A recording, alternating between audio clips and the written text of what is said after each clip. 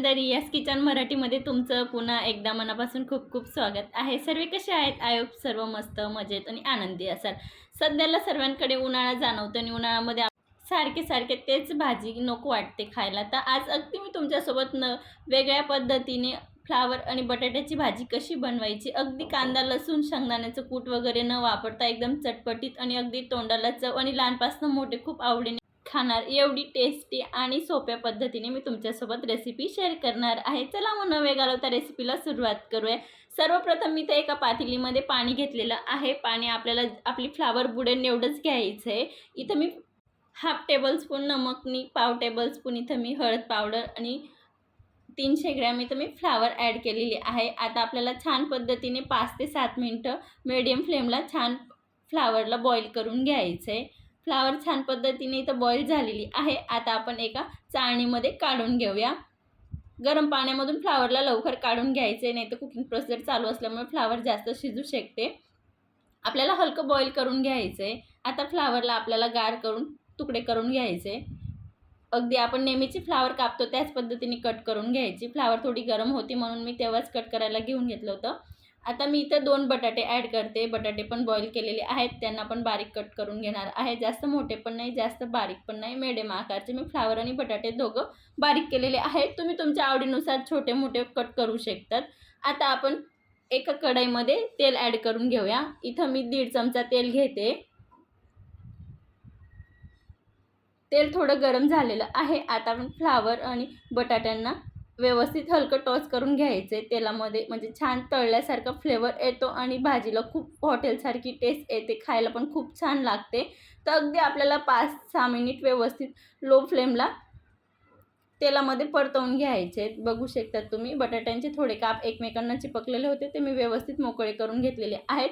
आणि परत आपल्याला व्यवस्थित खालीवरती करत 5 मिनिटं आपल्याला परतवून घ्यायचे। बघू शकतात जास्त इथं ताकद पण लावायची नाही तर आपले बटाट्याचे तुकडे होऊ शकतात जास्त, त्यासाठी अलगद हाताने आपल्याला परतवून घ्यायचे। इथं मी जवळपास 5 मिनिट परतवून घेतलेले आहेत। 5 मिनिटांनंतर आपण एका प्लेटमध्ये काढून घेणार आहोत। बघू शकतात अगदी बटाट्याला थोडं लालसर म्हणजे बाइंडिंग आलेलं आहे तेलामध्ये तळल्याचं। तर आता आपण काढून घेऊया। परत मी 1 चमचा तेल ॲड केलेलं आहे। मी टोटल भाजीसाठी 2.5 चमचा तेल वापर करते। इथं मी पाव चमचा राई, 1 चमचा जिरे आणि पाव चमचा हिंग छान पद्धतीने तेलामध्ये तडतडून घेतलेलं आहे। इथं मी आता 2 हिरवी मिरचीचे काप ॲड करते आणि आता आपण बेसिक मसाले ॲड करून घेऊया। मी इथं 1 चमचा काश्मीरी लाल तिखट ॲड करते, अर्धा चमचा इथं मी सब्जी मसाला ॲड करते, 1 चमचा मी इथं आमचूर पावडर ॲड करते। तुम्ही चाट मसाल्याचा वापर केला तरी चालेल। 2 चमचे इथं मी चिली फ्लेक्स ॲड करते, हे होममेड चिली फ्लेक्स आहे।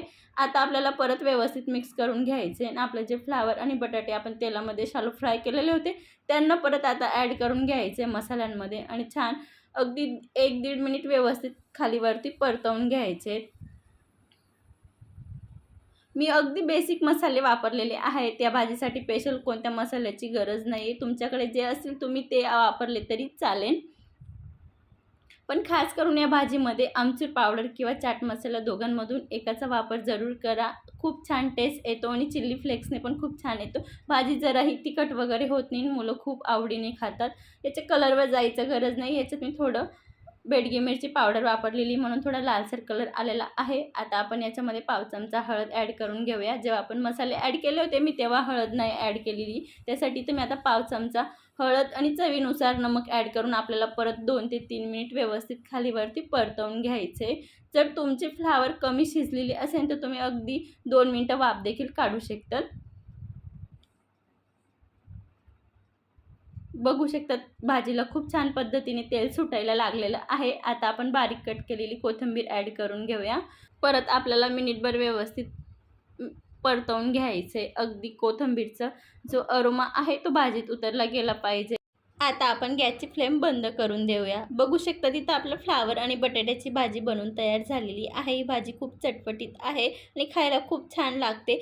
तुम्ही पराठ्यासोबत, चपाती, भाकर, भातासोबत कशासोबतही खाऊ शकतात. खायला खूप छान लागते आणि या पद्धतीने जर एकदा बनवली आणि त्याच्यासोबत जर हे लच्छे पराठे बनवले तर अगदी हॉटेलसारखी फिलिंग येणार नाही. भाजी एक वेळेस तुम्ही नक्की बनवून बघा.